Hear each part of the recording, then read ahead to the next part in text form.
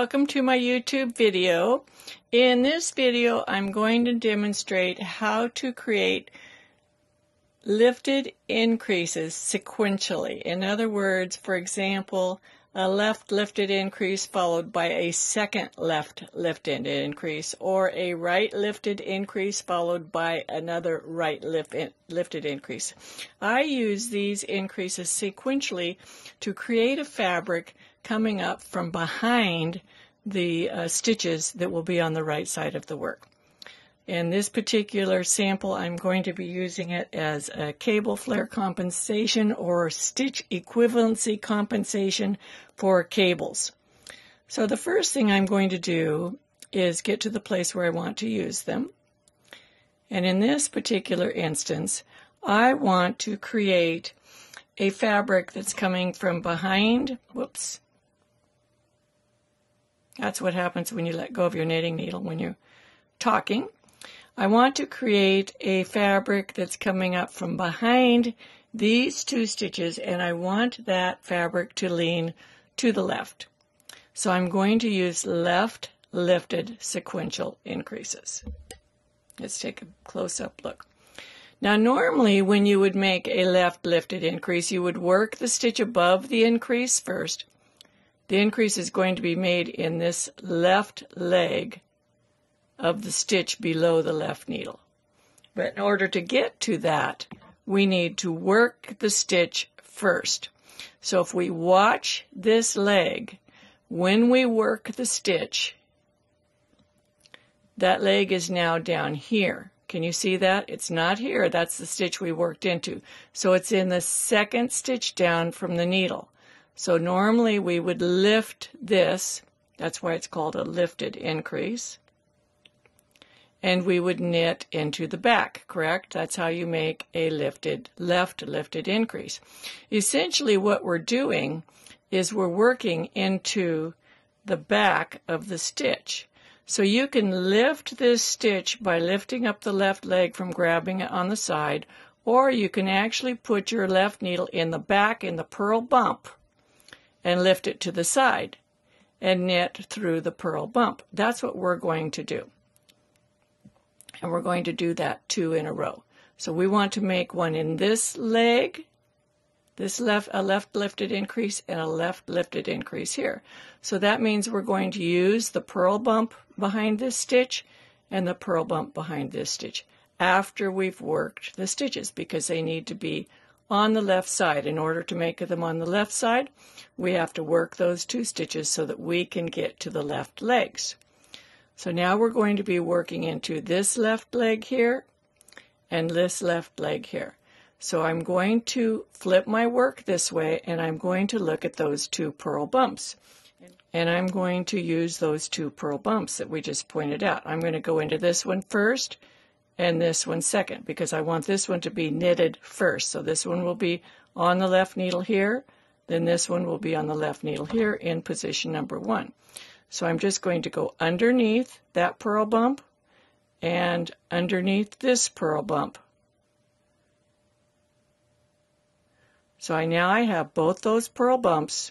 Let me do it again. So we see the 2 purl bumps. We can identify them. One here, one here. I'm taking my left needle and I'm going from the bottom up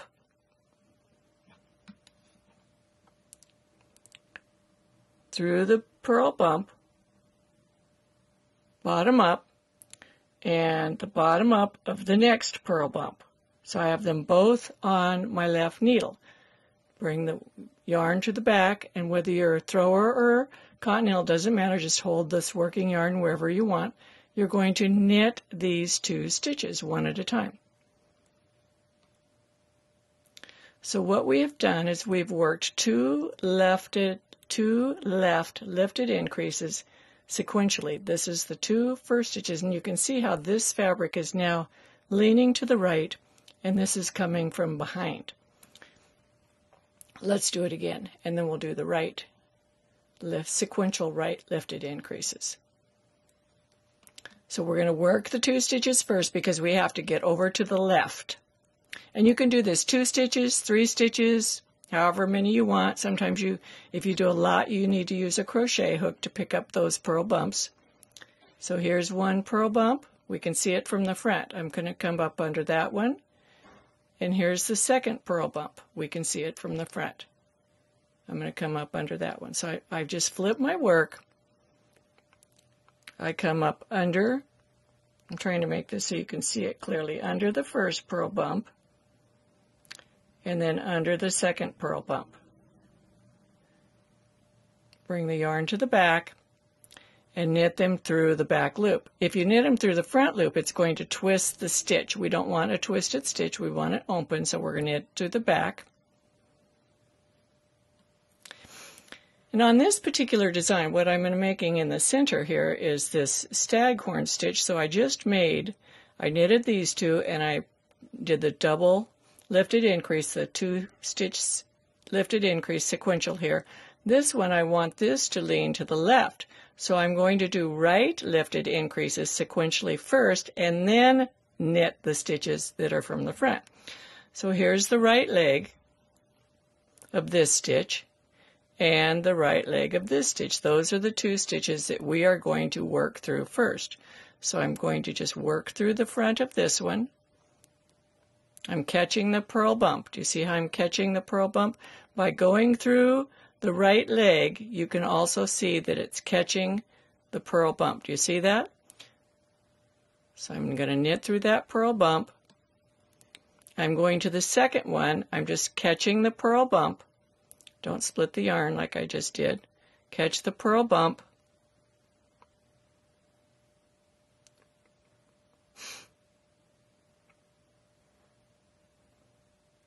And then I'm going to pull the yarn through the purl bump.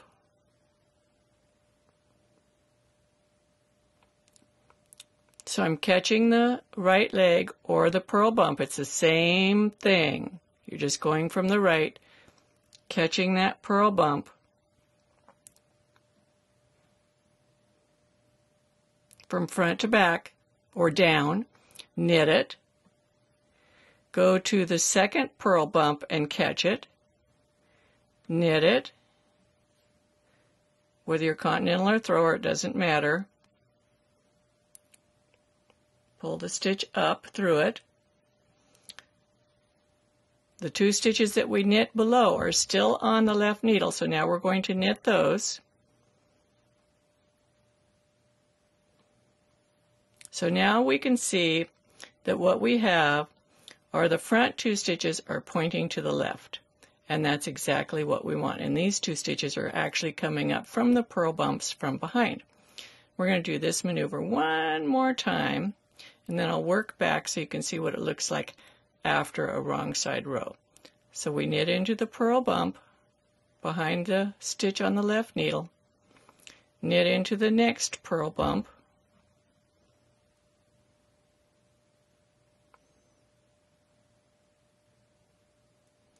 get this stitch back on the needle, it came off. We've knitted the 2 new stitches, so increased by 2. Knit the prior 2 stitches from the left needle, and we're going to purl the last 2 stitches. And these are kind of tight, and they should be. So give me a second. I'll work back, and we'll take a look and see what this looks like. Okay. I've worked the purl row, the wrong side row, and I worked another right side row. Here's our first, where we knitted the 2 stitches first. They're coming from the front. We can see they come from the front. And then we worked the 2 purl bumps from the back, so we added these 2 stitches in. These 2 are new. Those are the lifted increases. So it gives us a motion going to the right. We did it again here. We can see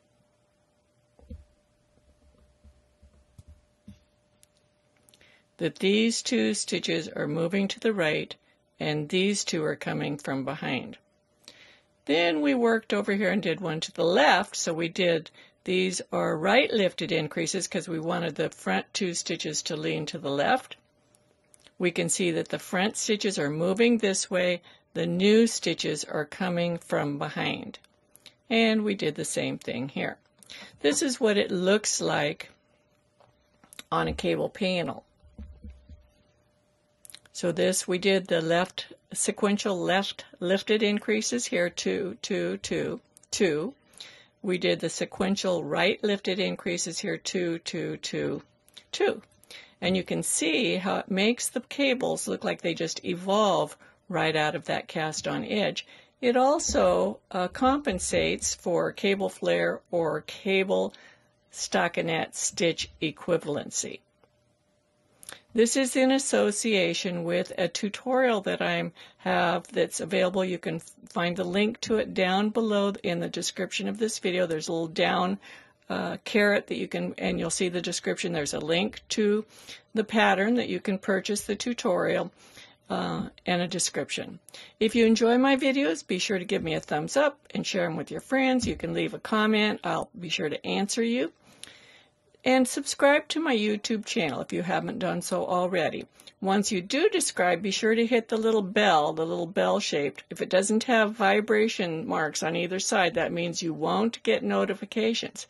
If you want to get notifications of my future videos, you need to be sure to hit the little bell so that you see the little vibration marks. Take care and happy knitting!